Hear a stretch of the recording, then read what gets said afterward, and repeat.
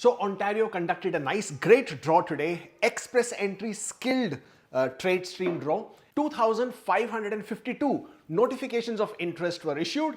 So if you were eligible, then you should have received this in your express entry profile. In order to be eligible for this particular draw, your CRS score should have been between 350 and the high cutoff range was 424. And this is applicable to all candidates whose primary NOC code should have been the one in which Ontario is interested, especially as far as the skilled trade streams is concerned.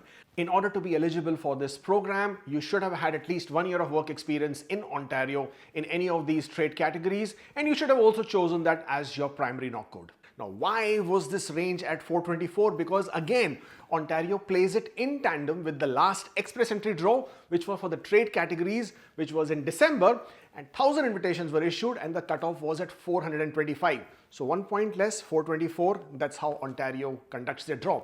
But I particularly don't like this, and I mean, who am I to not like it, but I don't like it for the reason why Ontario invites more than 40 NOC codes in their express entry trade categories, but IRCC invites only 10 NOC codes in their trade category based draws, which basically means 39 NOC codes, and the people who are eligible in those NOC codes are left at a disadvantage if their CRS score, especially in this case, was more than 424.